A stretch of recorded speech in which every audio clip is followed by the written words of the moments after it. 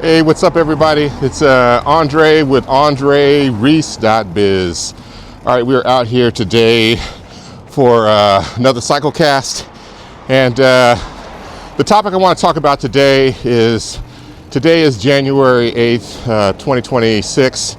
Exactly 1 year ago last year, my younger brother, passed, and suddenly it was unexpected. And I want to kind of talk to you guys today about how I'm doing and hopefully some things that might be able to help you if you're in a similar situation. If you have a very, very close relative that passes, to be able to hopefully try to, make sense of it, cope, and, try to make sense of it, make light of it, and move forward. So that's kind of what I'm going to talk to you about. But before I get into that, so out here again today in Richmond, Virginia. So my favorite place to live and ride. So it's about 58 degrees, and I'm headed out on ride today, and I'm going to do a slight variation probably.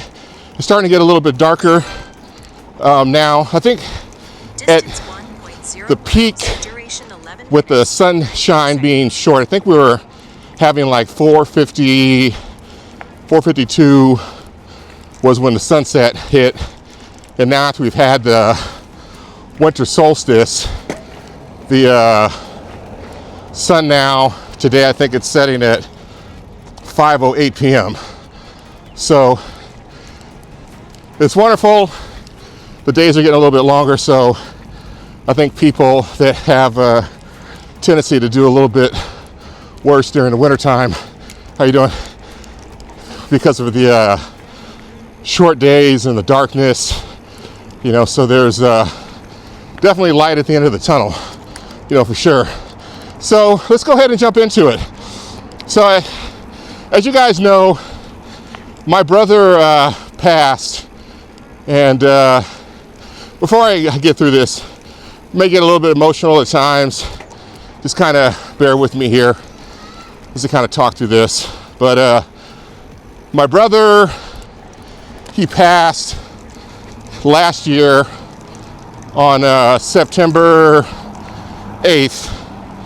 And I think the official time of passing on the certificate of passing, I think it was either a couple minutes after 10 o'clock. So I'll tell you, it was an absolute shock when I found out about it. And so hopefully through talking through this, you guys will get an idea of hopefully some things that you can do to help with the grief process if you're just starting it right now. And I know that there's a lot of people that are behind me. There's a lot of people that are in front of me, so I want to at least, provide you guys with a story. So my brother lived in the San Francisco Bay Area where I grew up at, so we grew up in the same house, in Fremont, a couple doors down from each other, and he's pretty much just stayed in the Bay Area all his life until recently. I relocated out here to Richmond. I think it's been probably a little bit over 2 years officially, but as far as moving, it's coming up on 2 years. So, and let me make sure I get through here real quick. So it was a normal, ordinary day. Brother was trying to get ready, for tax season, get stuff done. And, kind of minding my own business and trying to make it happen. And I get a call from my mother, and she's kind of frantic. And she said that my brother was gone. And I was like, what are you talking about?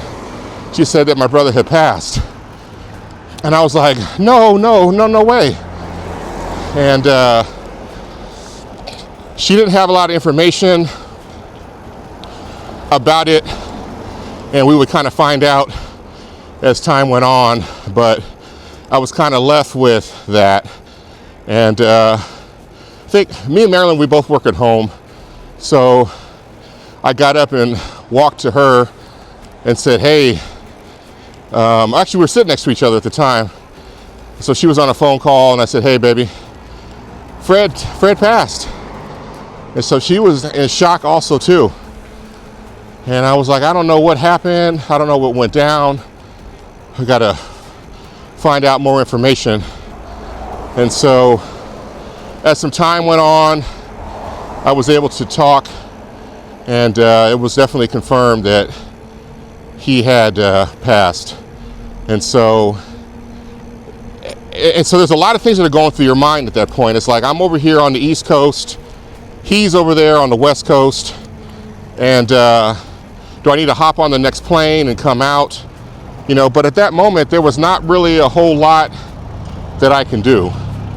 And so I just made the decision at that point to stand down and then just kind of like wait to see if we can get more information on what happened. And so it took a while to find out what actually happened with him. But my brother, if you guys know him, he's always been this way. He's a lover of plane, trains, and automobiles. And so he was blessed early on to be able to get a job working at Bay Area Rapid Transit, which is essentially the train system in the Bay Area, you know. And he was a train operator probably for at least 10 years. And he was a proud train operator. When on his days off, he'd be wearing his BART gear, and he'd walk around with his walkie-talkie so he can listen to what was happening on the trackways and stuff like that. You know, so like I said, he really truly enjoyed being a train operator. And like they say, if there's something that you love, and if you're going to pass, that's where you should pass, and that you should, you know, pass doing something that you love. And that's what happened with him. He passed at work. And so it was a normal day. He got up, and so if today is a Thursday, it must have been a Wednesday. So he got up like he normally did, and he was in training that week. So he was working in the Concord yard. And so when you're going through training and you're a train operator, you have to periodically go through safety training and recertification to be able to use the trains and all that. So that's what he was doing. He was located at work, and he was at the yard doing the training. And you know, he got up that day, went to work. Everything seemed to be normal, fine, and ordinary, and you know, said his goodbyes and went on to work. And once he got there, you know, that was the last that anybody had heard from him, you know, in the family, until we got the call. So, you know, he was in the classroom initially doing his training, and then so because it's an electric system, they have to go out and oftentimes walk in the yard and cross over tracks. And if you guys have ever ridden any type of train system, there's always areas where you'll see multiple trains can pass side by side because of the trackways and everything that's is right there, you know, so that you can have multiple lines. So he was in the Concord yard, where it's a maintenance yard, and of course they're going to have a ton of trains there.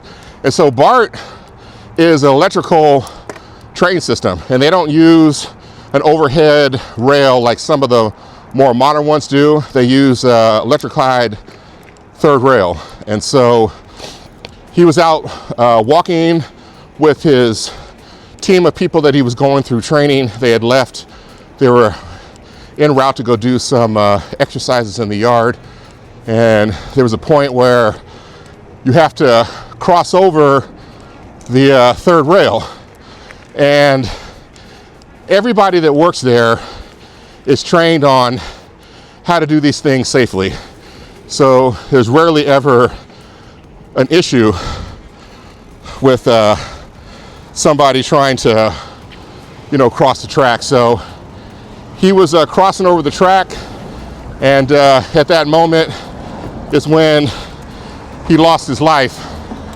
Not to being electrocuted or anything, there was an issue that came up internally. So he probably lost consciousness and fell, and everybody that he was walking with, they were aware of the sound of him falling, so they turned around and looked, and they saw him, and they went to go perform, see what's going on with him, and he looked like he was unresponsive, so they tried to do emergency procedures. They contacted the tower and all that, told them to cut the electricity just in case, and they called for emergency services. They came fairly quickly. They tried to do life-saving procedures on him, and they were ineffective at that point. He was already gone. So that is where he passed. He passed at work. And so it was an absolute shock to hear this and hear that it went down. But it also created, a number of different complications because of this occurring at work. So, as the days went by, got a little bit more information, and man, it was really rough and difficult to hear about him passing at work, because you oftentimes think, where is the best place in life to try to pass if you could, maybe at home, in the bed, sitting in a chair, something like that. But I at least have comfort in knowing that he was someplace where he loved to be. Every chance he had to be at work, he would be at work. We talked all the time. He'd text me all the time from work, and he'd talk to me about different things happening and all that. Like I said, my brother was a proud train operator and a union member. He was, for sure. So, and at that moment, that's kind of where all the difficulty really started. I was so emotional about the whole thing, and I didn't want to try to put any pressure on anyone to try to find out more details and more specifics of what happened. I just kind of wanted to just hey, as soon as you guys find out some stuff that happened, let me know. And here, let me slow down. Here's a cement truck coming. So, dump truck. What's up, man? Yeah, so I was kind of like, man, don't go out of your way, to feel like you have to keep me in the loop. Take care of everything you need to take care of, and when you find out something, let me know. And so I'll tell you, when it comes to that's really where the grieving process started for me. And when it comes to grief, it's essentially broken down into I think 4 or 5 steps. You got denial, you got anger, you got bargaining, you got depression, and then you finally have acceptance, And so at that moment, I really entered into a denial stage, It was tough. I didn't want to believe that he was gone, I needed proof that he was gone. I somehow hoped in my mind, I have a tendency to do a lot of practical jokes on folks, but they are limited, as far as it happens. Once you discover it, it's over. So I don't have anything that's lingering on and on and on. And I somehow had hoped that this was some type of elaborate joke that this all happened. So as time went on, this is the thing. We didn't end up having his service until about a month after he passed. And in the meantime, it was really, really, really, really difficult. to try to deal with that. And I think it took a little over 2.5 weeks, because once you pass at work, and this was one of the sad things to me, is like, I've seen this before. When somebody passes, they usually leave their body where it is, and you have to wait till the coroner or the mortuary comes. And so when he passed, they left him out on the tracks, from what I understand. They just covered him up, and it was kind of business as usual. Train still went by off in the distance, and eventually they had the coroner come and pick him up, and then took him in. So because something like this happens at work, OSHA has to get involved in it, and so that's what caused, the delay in this process, was having OSHA do their investigation, and then also the coroner had to also do their investigation also as well, to try to determine, the cause of passing and everything.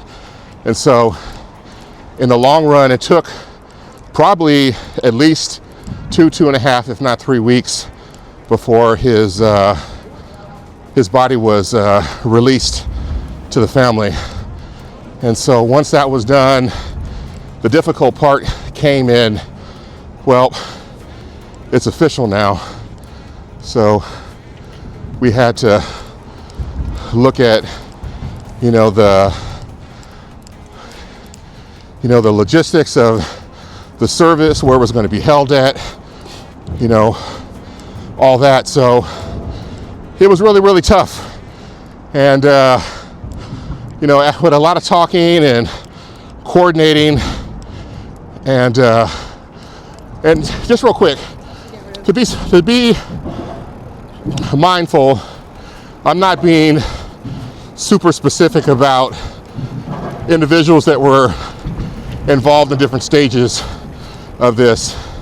I don't know if it's appropriate or not, but that's kind of why you may sense that I might be kind of speaking around certain things.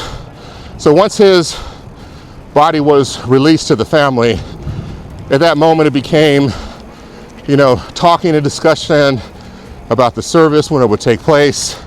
And a lot of that's going to depend upon the capacity at the, funeral service provider and all that. And we were able to come up with a date, and that's probably one of the most difficult things that you have to do, to try to reconcile, that there's actually a date now, there's a program, there's an obituary, all that. And so during the process of planning his funeral, we hang on one second real quick.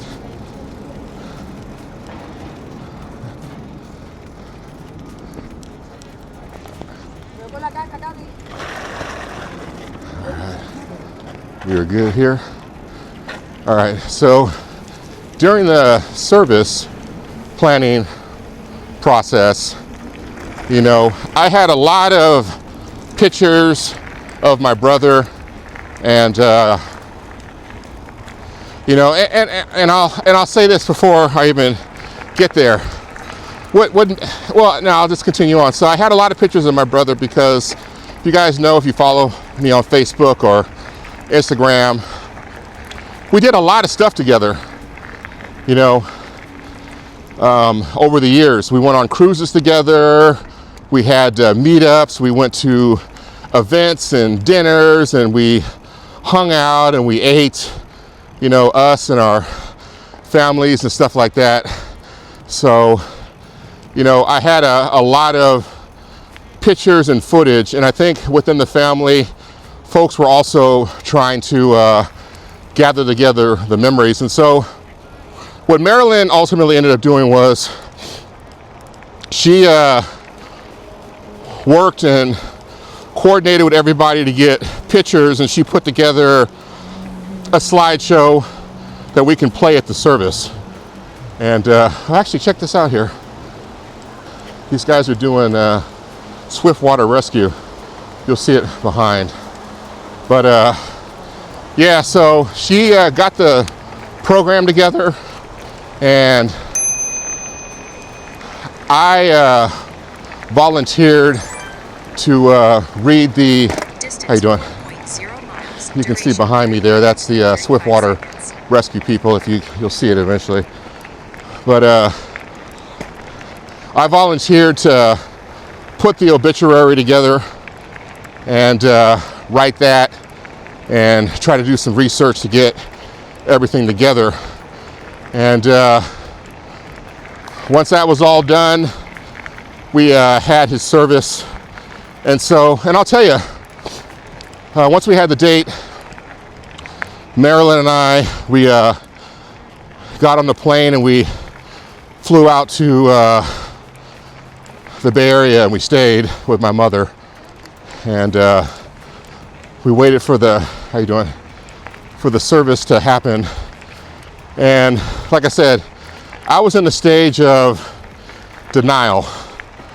And I somehow hoped that this whole thing was just a giant practical joke. So when I first got to the mortuary and walked inside, I saw the casket, because they let the family come in first, you know, to be able to view.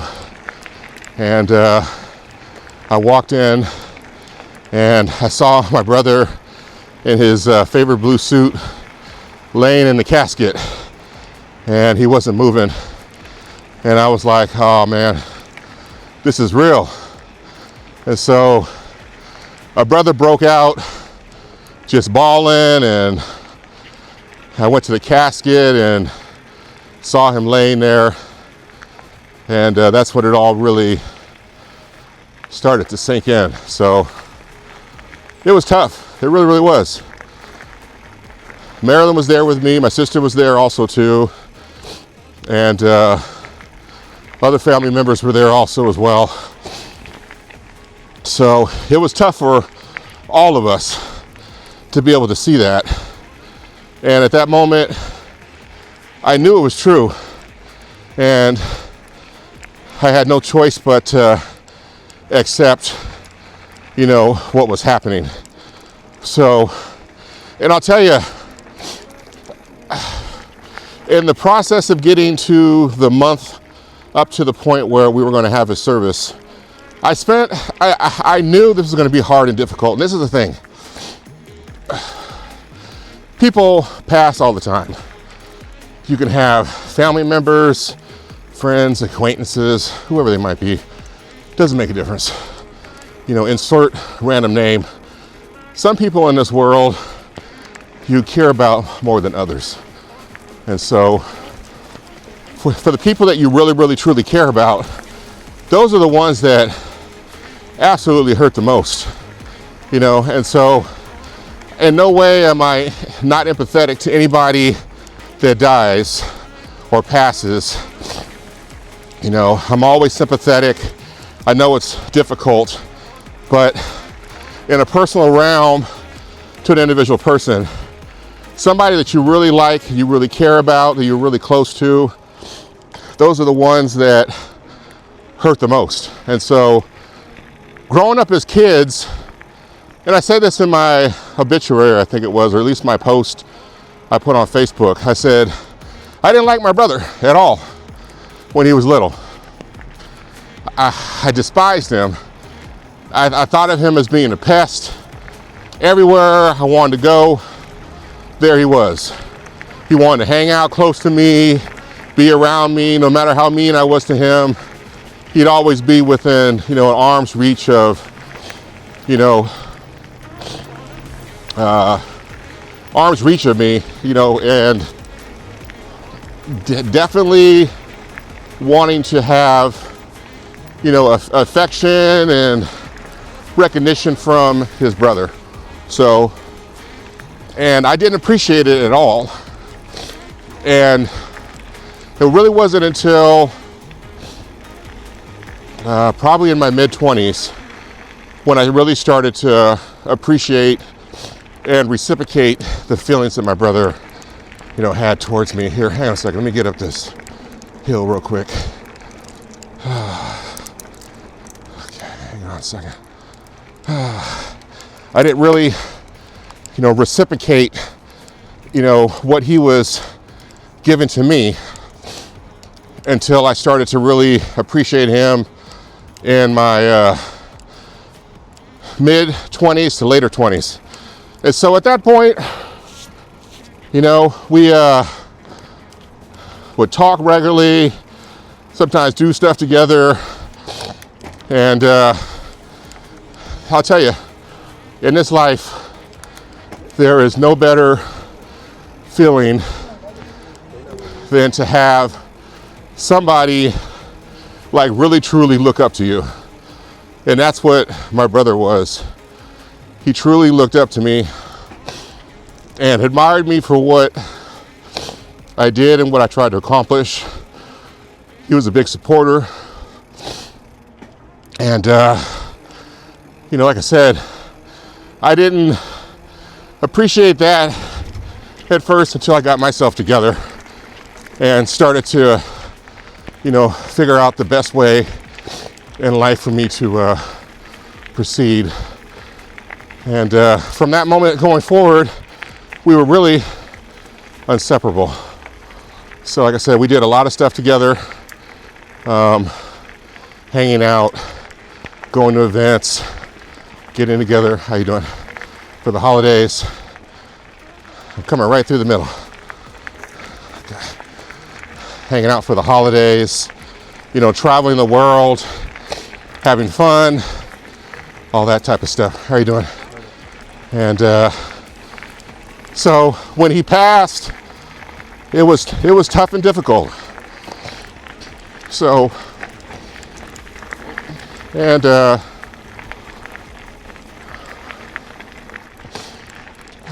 that's what made it really, really hard.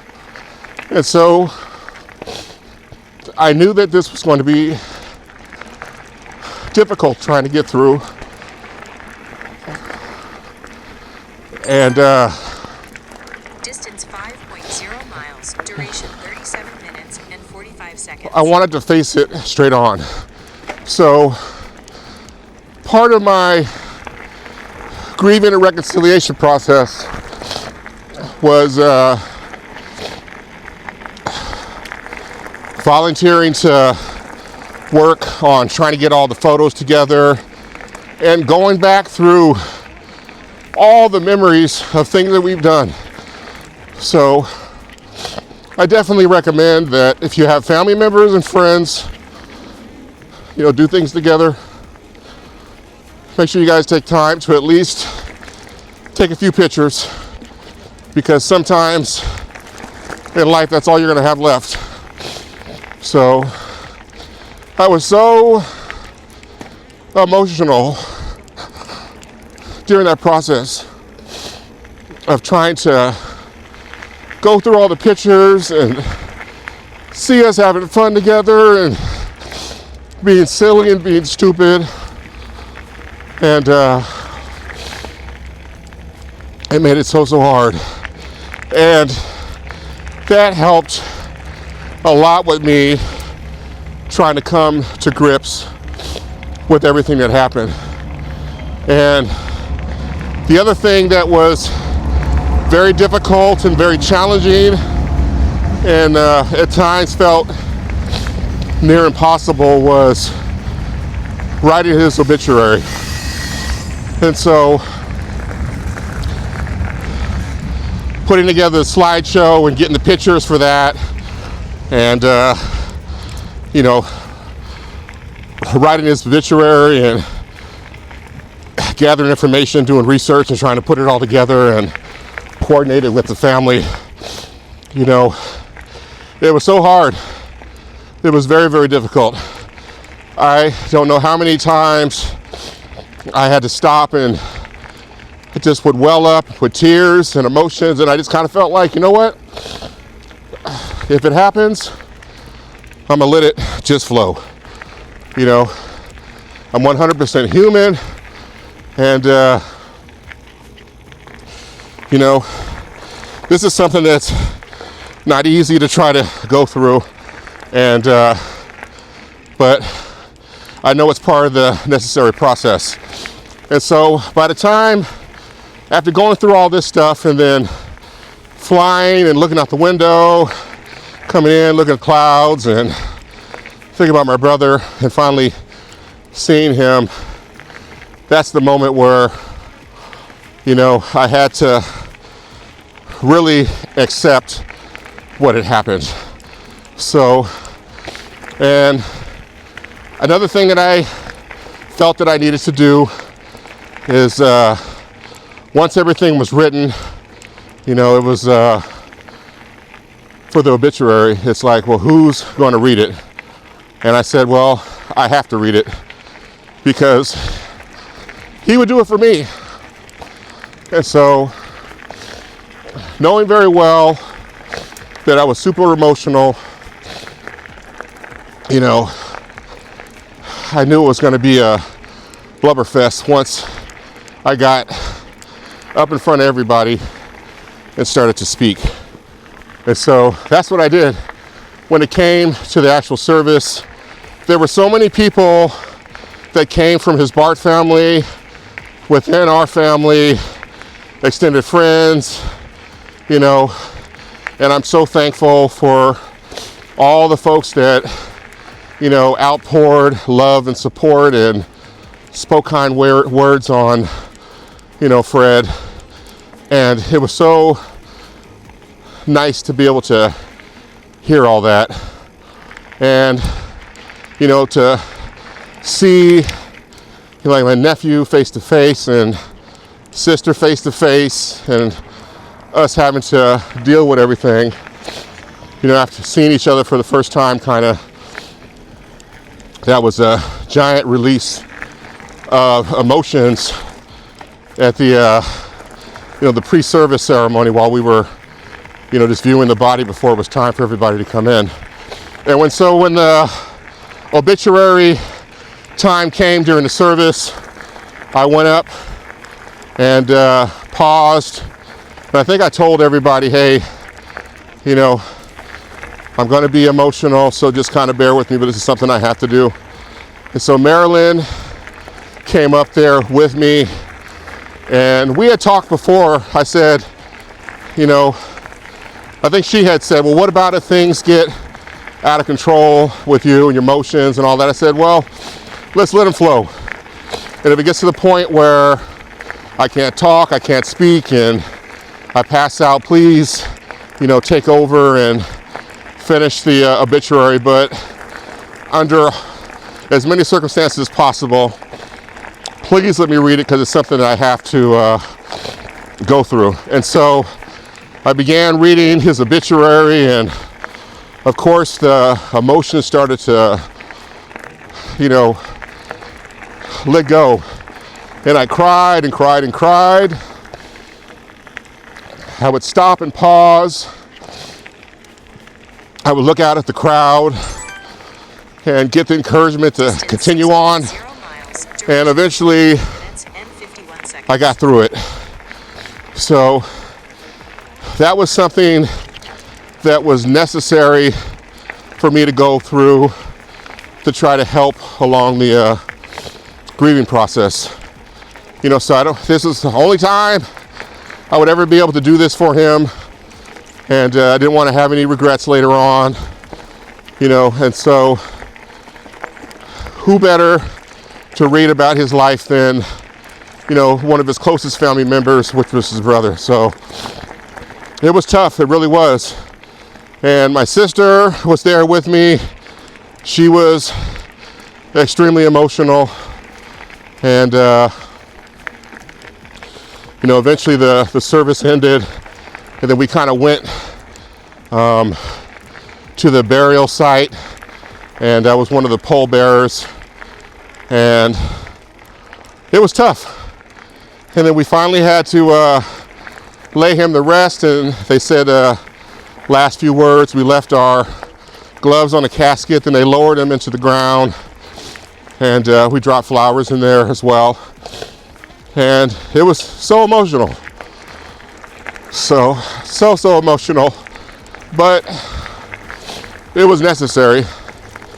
And I don't necessarily wish this on anybody to have to go through, but all of us in our life will have to go through something like this for somebody that we really, really, truly, care about. And after that, we, as a family, a lot of us went down the street and we had impromptu repast. We went to a mall restaurant, we sat down, we had a few laughs, and some people had some drinks, and we hugs and kind words and all that good stuff. And eventually we ended up parting our ways, and people went home, and we went back to my mother's house. And the next day, early in the morning, I think we had it was a 6 a.m. flight out of SFO, so we didn't have a lot of time to be able to do anything more than come back and try to get some sleep and try to get out the house early so we can make it to the airport for our early flight. And I'll tell you, we flew into Charlotte from San Francisco. I think it's like a 5-hour, 6-hour flight. The majority of the flight home, I cried. I just sat there in the seat, and tears just came out of my eyes. I didn't try to stop them. I just tried to kind of keep my head down a little bit. And I wasn't trying to hunt for or get sympathy. And I think a lot of the time that I was tearing up, Marilyn may not have noticed. But, and that kind of brings up another thing. When somebody passes in your family or somebody that's really close, the grief cycle can hit over and over and over. And every time you speak to somebody on the phone and say, oh, by the way, my brother or my mother or sister passed, it is a giant grief cycle that starts all over.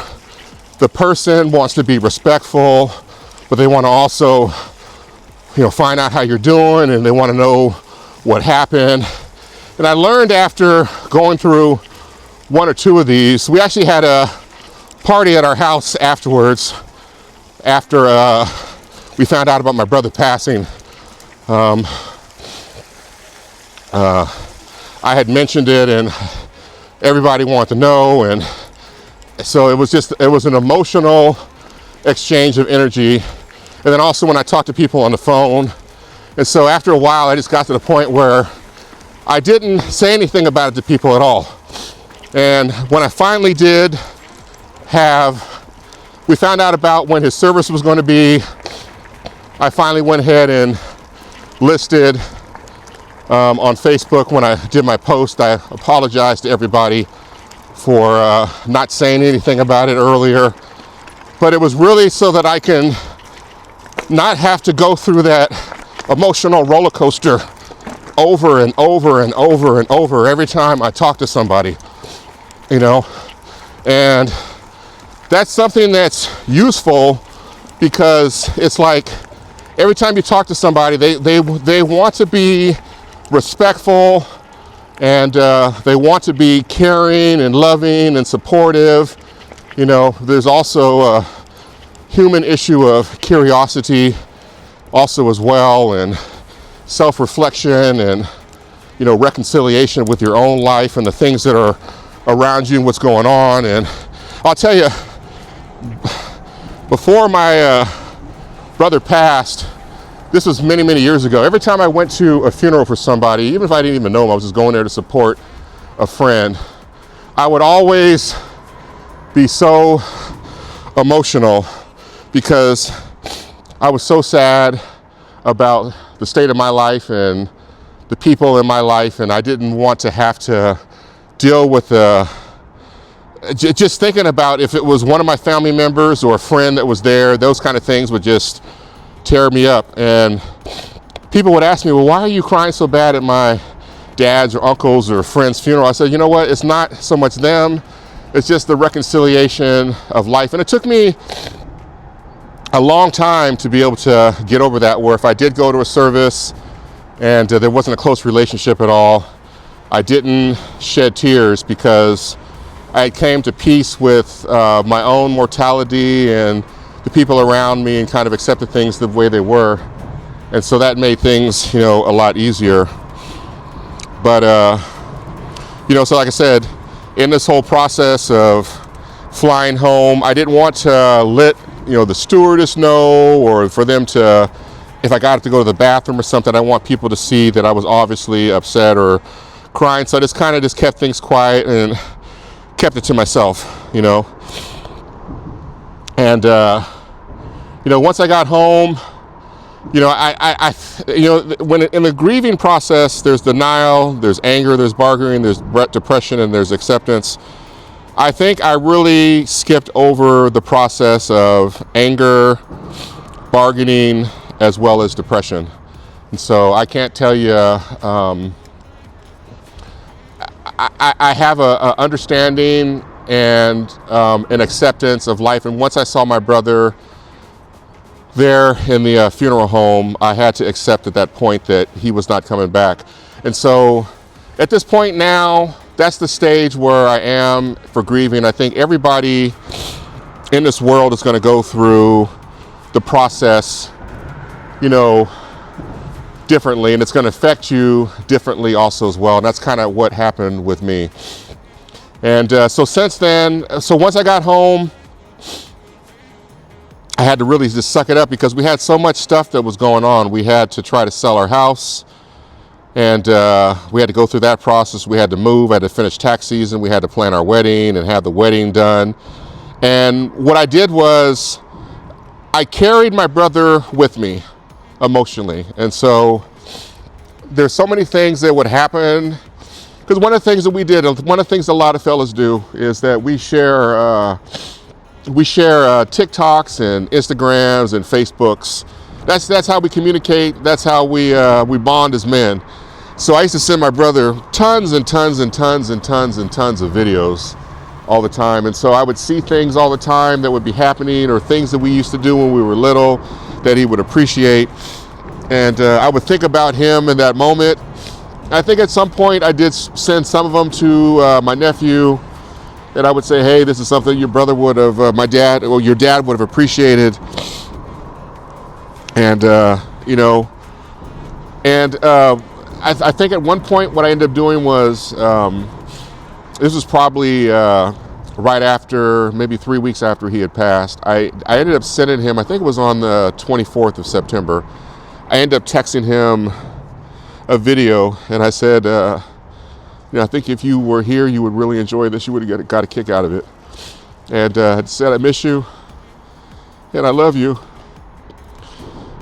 And I think that's the last time I did that. But along the way, getting to this point, like I said, I carry my brother with me everywhere we go and everywhere I go. And so many things that happen that I see that he would really appreciate. And I'm like, my brother would be proud. He'd be happy if I mention this to him or send a text to him. So that's how I keep it with me everywhere I go. And I also have this emergency wristband. I had got it made just before he had passed, maybe about a month before. It has all my emergency contacts on it. It has, if something happened to me, I'm out riding. I think I was going out of the country at the time. I think I came back from Ghana. But I had this, in case something happened, I had this wristband that had all the emergency contact numbers for people to reach out. And so his number is still on here, with me, and I carry it with me, wherever I go. Whenever I leave the house, I put it on.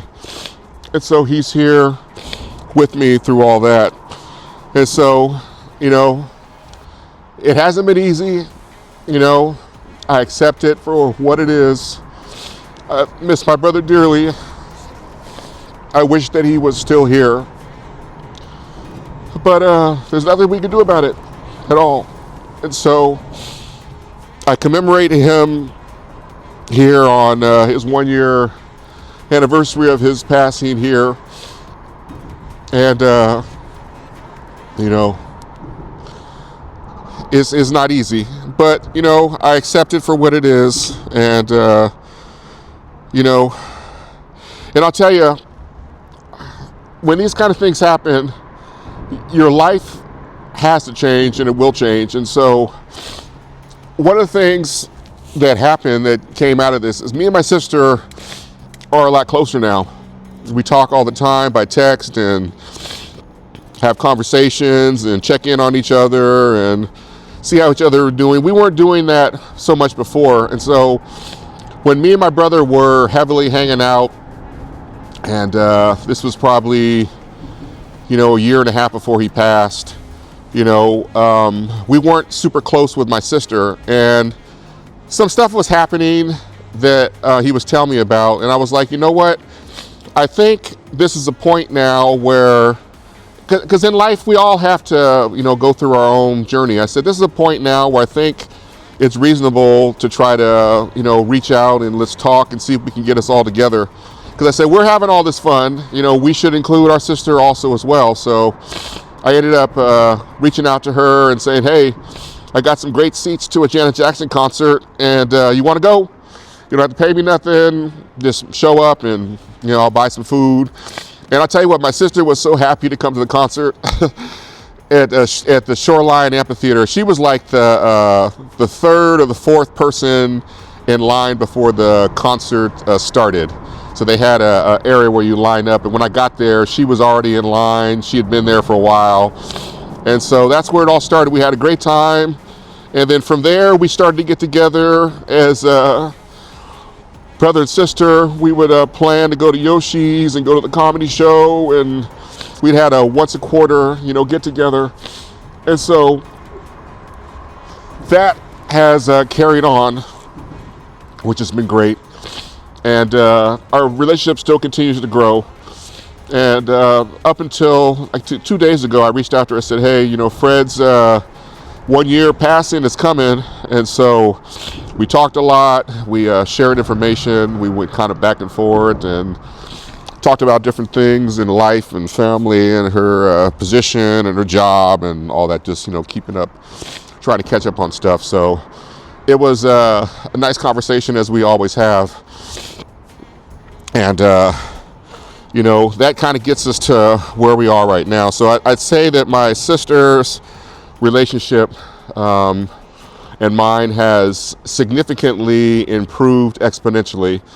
And I wanted to say to you guys, if you guys have family members and friends that you may not have gotten together, you may not be getting along with for whatever reason, as time goes on, things don't get any easier. So somebody has to be the bigger person and, reach out and try to amend things, because you never really know when all that stuff will come to an end. I know she was absolutely affected by the whole thing, and like I said, we talked a lot over the last couple days. I haven't reached out to her today at all, but I will when I get home later on, just send her a text and be like, hey, today is day 365. How you doing?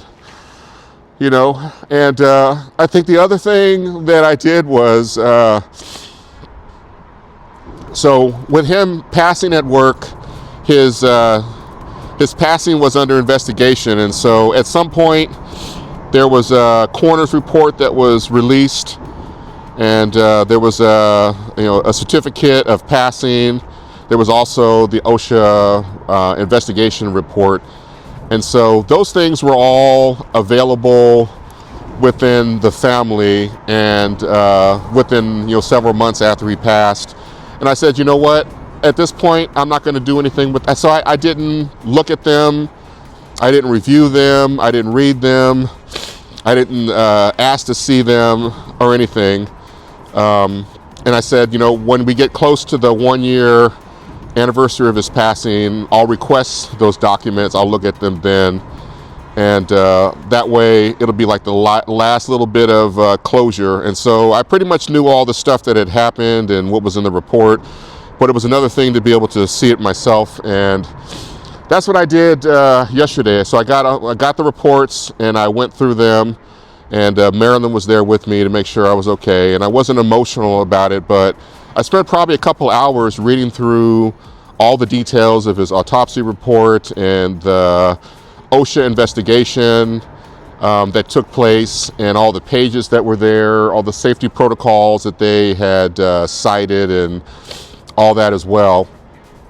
And I looked at them and I read them, and I think what really was most interesting that I got a lot of comfort from was reading. There's I'd probably say 15 to 20 employees that had to write something about the incident that happened that day and their involvement. So there was a number of people that were in his class. There were people that were working in the tower. There were people that heard over the radio and looked out and they saw what was happening. And so pretty much all these folks wrote something about what happened. And it looks like somewhere around 9:15 is when the incident took place. And everybody was really responsive with him, trying to get him to come back around. They weren't able to, and that's where he passed. And so I'm thankful for reading through the reports and seeing that all the different people tried to do everything they could to try to save my brother, but it was his time to go. So, and I'm thankful for those guys and what they did. So, and here we are. So, I didn't expect to get emotional, but this is the closure part of this 1 year. I'm not ever going to forget my brother. I still love him immensely. My heart goes out to his wife. Please pray for her and continue to lift her up, because if you lose a spouse, that's a tough thing to do. And I remember recently, and this is probably earlier in the year, or earlier last year, when you had all those, pretty much the country was extremely divided. Everybody was hating on Elon Musk. And he took his spaceship and went up to the space station or wherever it was, and he rescued those astronauts. And so many people were so unhappy about him being involved in, rescuing and potentially taking the credit for it and all that. And, it's one of those things where I've thought about, like, and I think I did a post. I said, if your family member was stranded in outer space and they were still alive and Elon Musk was the only person on Earth that could rescue them, what would you be willing to give up in order to have them back? And I'll tell you, where I am right now in my life, I'm truly blessed. I'm thankful every day. I'm very appreciative of my family and my friends and my wife being around me and all my clients and everything. But at this point now, what I would do, I would give up everything I have in my life right now. Everything. But $1,000, my wife and my daughter, to have one more opportunity to go on a 7 or 10 day cruise with my brother and his family. So I would give it all up for one last opportunity to be able to do that. And I know that's never going to happen at all. But, you know, and so, like I said, if you have issues or problems with family members or close people that you've grown up with, and you know, we're not getting any younger, try to resolve all that stuff. And the most that we can hope for is that when any of us pass, that we have so many people at our funerals that have so many nice things to say about us and how we truly touched their lives. And that's what, you know, that's what, you know, Frederick was able to do, and what so many people mentioned in their stories of him. So, like I said, I'm never going to forget my brother at all. I would give up everything I have now, except my daughter, my wife, and $1,000, so I can do it all over again. If I could just have one more 7 or 10 day cruise, you know, on the high seas with my brother. But it'll never happen. But like I said, I'm still thankful for him and all the memories. And like I said, continue to uplift his wife and the rest of the family that may still be suffering. And, you know, this is 1 year. It's marks a point of closure. And I will continue to go forward and move forward in life and carry my brother with me. And I accept it for what it is. I know that I can't change anything at all. But all I can maybe do is share my story with you guys, and maybe can have some type of impression and maybe assist you in the grieving process. And the final thing is, what I've done is, on every one of my videos now, it took me a while to figure it out, but I have an outgoing outro that has my brother. And, you know, it shows us looking out at the ocean, then me by myself looking at the sunset, and then a few pictures of me looking off into the distance, and then it, you know, rolls the end credit. So that's how I continue to remember him every day as we go forward. So thank you guys for listening to this. I appreciate you, and love you guys. And hopefully you can get something out of this and maybe help yourself with the grieving process, and be able to come to the point where you accept everything and you can continue on with your life. Take care, guys. Appreciate you. And I'm out.